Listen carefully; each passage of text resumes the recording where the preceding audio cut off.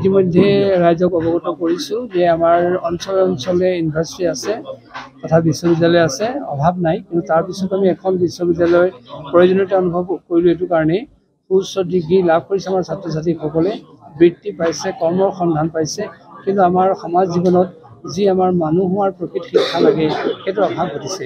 আৰু সেইটো পূৰাবৰ কাৰণে আমি বিশ্ববিদ্যালয়খনৰ পৰিকল্পনা কৰিছোঁ, য'ত নৈতিকতা, আধ্যাত্মিকতা, য'ত মূল্যবোধৰ শিক্ষা, চৰিত্ৰৰ শিক্ষা থাকিব, আৰু য'ত পিতৃ দেৱো ভৱ, মাতৃ দেৱো ভৱ, অতিথি দেৱো ভৱ, আচাৰ্য দেৱো ভৱ, এই কথাবিলাকৰ প্ৰতিফলন ঘটিব। আৰু য'ত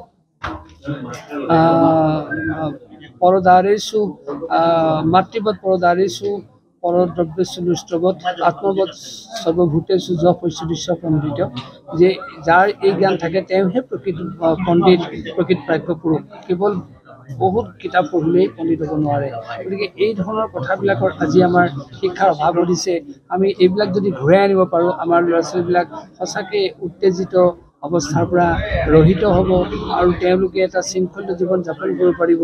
আৰু আজি আমাৰ ঘৰ নাই, দালান আছে, অট্টালিকা আছে, বিল্ডিং আছে, প্ৰকৃত মাতৃ পিতৃ, স্বামী স্ত্ৰী, ভাই ককাই একেলগে থকা যৌথ সেই সন্মান থকা, শ্ৰদ্ধা থকা, মৰম স্নেহ থকা, অনুকম্পা থকা, হৃদয় অনুভূতিৰে উপচাই দিয়া ঘৰখন নাই। গতিকে সেই ঘৰখন তৈয়াৰ কৰিব পাৰিলেহে মানুহৰ কঠোৰ মনবিলাক নাইকিয়া হ'ব, বিচ্ছিন্নতা ভাৱটো নাইকিয়া হ'ব। আৰু আমাৰ পৰিশীলিত সমাজ নোহোৱা হৈছে। দেখাত সমাজ আছে সুন্দৰ ৰাজবাবেৰে, কিন্তু পৰিশীলিত সমাজ নাই।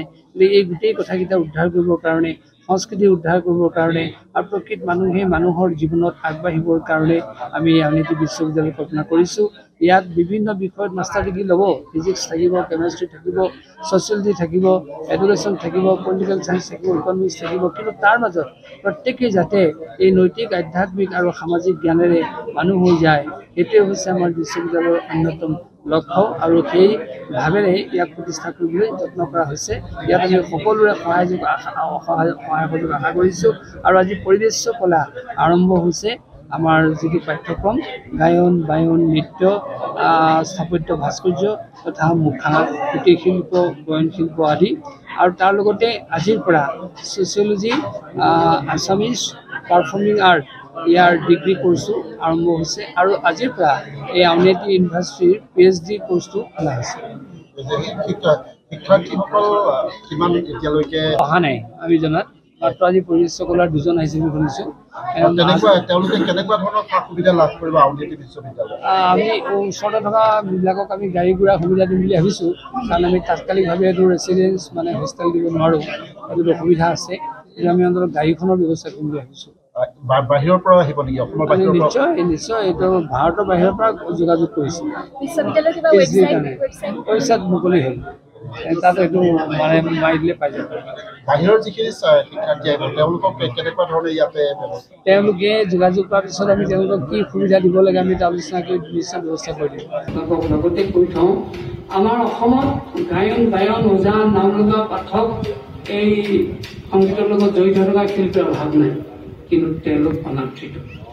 সত্ৰত থকা শিল্পীসকলে প্ৰথমৰ মৰ্যাদা পাইছে, কিন্তু তেওঁলোকক কোনেও শিল্পী বুলি গণ্য নকৰে।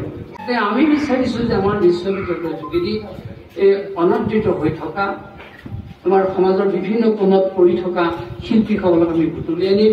তেওঁলোক অনাক্ষৰী হ'ব পাৰে, আমাৰ পূৰ্ণতে ক'বৰ দৰে টিপছলি মৰা হ'ব পাৰে, কিন্তু তেওঁলোকো আহি যদি আমাৰ বিশ্ববিদ্যালয়ৰ টিপছলি মৰা হ'ব পাৰে, কিন্তু তেওঁলোকো আহি যদি আমাৰ বিশ্ববিদ্যালয়ৰ অন্তৰ্ভুক্ত হয়, তেওঁলোকে অন্ততঃ সামাজিক মৰ্যাদা লাভ কৰিব। তাৰপিছত ইয়াৰ স্বভাৱ চৰিত্ৰৰ লক্ষ্য উদ্দেশ্যৰ সম্পৰ্কত আৰু আজি অনুষ্ঠানটোৰ সম্পৰ্কত অকণমান ক'বলগীয়া আমাৰ দায়িত্ব দিয়া হৈছে।